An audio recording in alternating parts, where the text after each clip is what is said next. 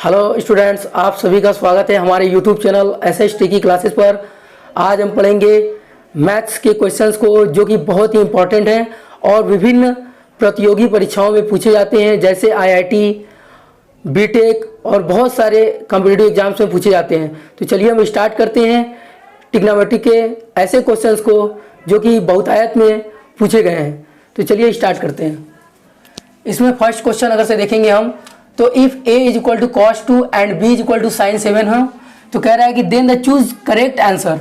a is greater than b, b is greater than a b is less than 0 and a b is greater than and equal to 0। तो चलिए हम इसको देखते हैं। इसको सबसे पहले हम सॉल्व करते हैं। यहाँ पर हम देखेंगे a is equal to cos 2 और इस वैल्यू को यहाँ पर रिप्रेजेंट करेंगे b is equal to sin 7। यहाँ पर अब हम देखेंगे कि a इक्वल टू कॉस 2 है और हम ये जानते हैं कि जो ट्रिग्नोमेट्रिक्स वैल्यूज जो होती हैं, एंगल्स होते हैं, वो हमेशा ऑलवेज नॉर्मली पाई के फॉर्म में अर्थात रेडियन के फॉर्म में रिप्रेजेंट किया जाता है। तो ये रेडियन की वैल्यू होगी। तो इसको हम क्या करेंगे, सबसे पहले हम डिग्री में चेंज कर लेंगे।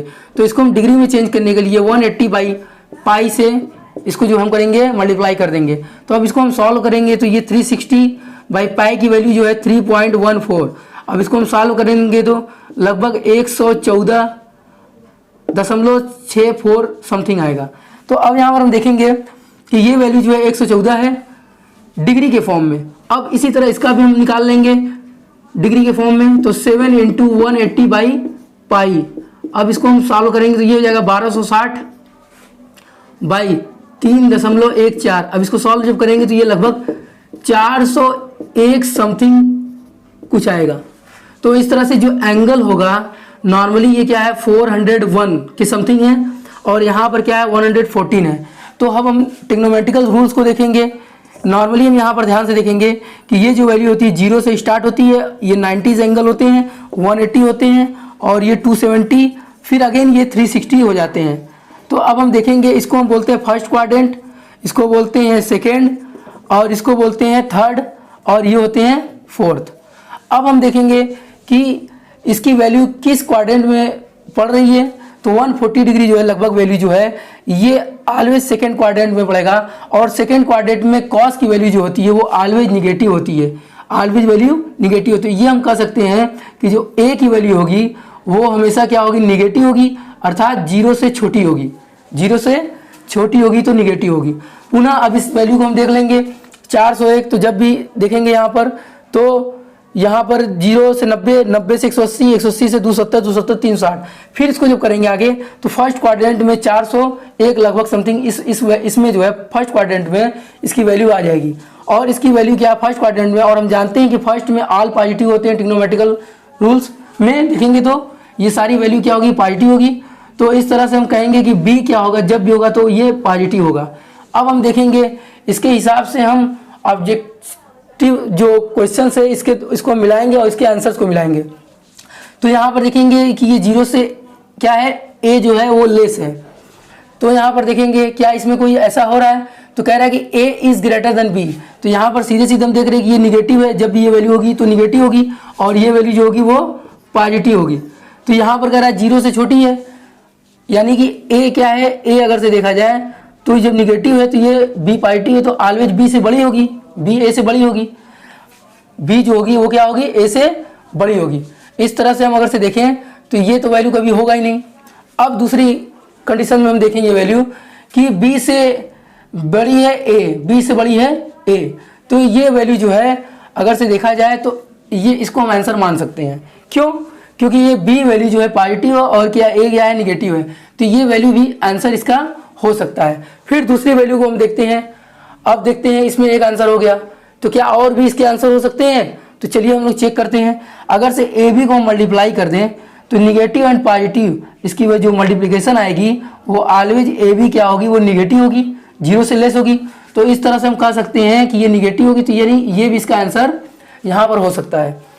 अब नेक्स्ट हम देखें A B is greater than equal to 0 होगी, तो ये कभी भी वैल्यू नहीं हो सकती है। क्यों? क्योंकि निगेटिव और पॉजिटिव हमेशा क्या होता है वैल्यू, ये निगेटिव ही होगी और 0 से छोटी होगी।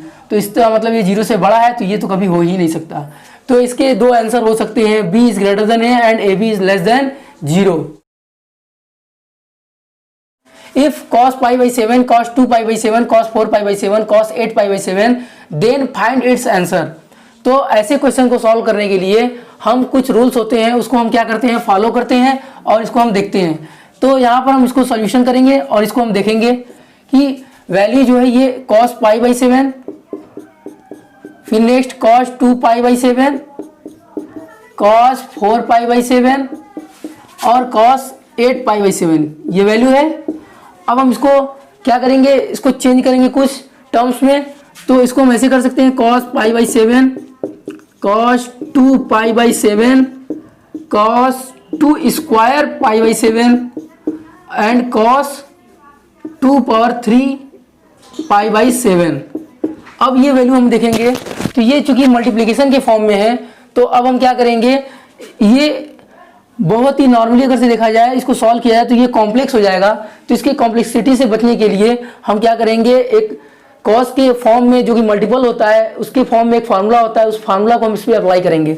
तो जैसे फार्मूला की वैल्यू क्या होती है, जैसे हम देखेंगे cos a, cos 2a, cos 2 square a, cos 2 cube a।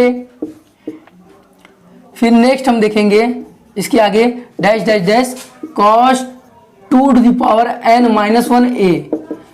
ये कभी भी इस फॉर्म में मल्टीप्लिकेशन के फॉर्म में cos की वैल्यू आ जाए तो इसका जो वैल्यू फार्मूला होता है वो होता है sin 2 to the power na by 2n sin a। अब इसको हम क्या करेंगे, इसी मेथड पर इसको भी हम सॉल्व करेंगे। तो यहाँ पर देखेंगे पहले हम n क्या जो a है ये वैल्यू क्या हो जाएगी यहाँ पर पाई बाई 7।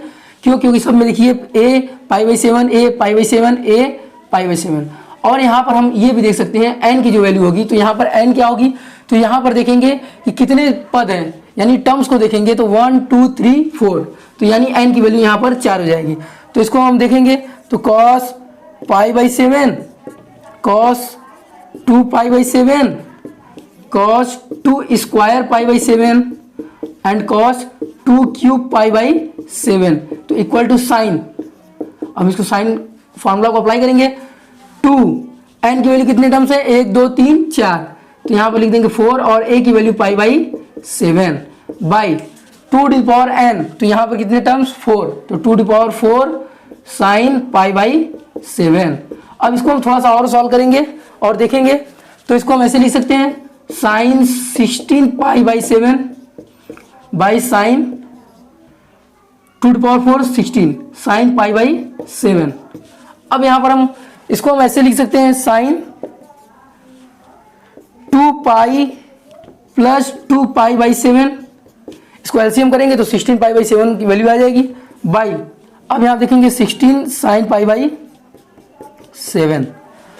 अब इसको हम देखेंगे कि sine 2 pi plus 2 pi by 7 यानी साइन 360 प्लस थीटा, तो साइन 360 प्लस थीटा इसमें आती है वैल्यू, तो इसमें ऑल वैल्यू जो होती है पार्टी होती है और नाम भी चेंज नहीं होता है, अर्थात ये साइन ही होगा और साइन क्या हो जाएगा 2 pi by 7 by 16 sine pi by 7। अब यहाँ पर हम देखेंगे साइन 2 पाई बाई 7 है तो इसमें हम साइन 2 थीटा लगा देंगे, तो sine 2 theta is equal to value होती है 2 साइन थीटा कॉस थीटा। अब यहाँ पर इस वैल्यू को हम इसमें फॉलो करेंगे तो ये वैल्यू हो जाएगी 2 sign pi by 7 into cos pi by 7 by 16 sine pi by 7। Sign pi by 7 sign pi by 7 cancel, 2 1 जा 2 2 8 जा 16, तो इस तरह से ये वैल्यू जो होगी 1/8 कॉस पाई बाई 7 होगी।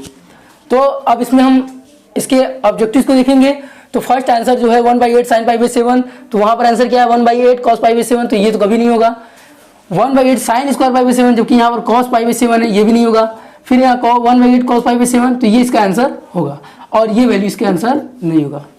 तो इसका आंसर जो होगा cos pi by 7 cos 2 pi by 7 cos 4 pi by 7 cos 8 pi by 7 is equal to 1/8 cos pi by 7। तो स्टूडेंट्स अगर से हमारी वीडियो अच्छी लगी हो तो लाइक कीजिए, शेयर कीजिए, सब्सक्राइब कीजिए और बेल आइकन को दबाना ना भूलिए। थैंक्स।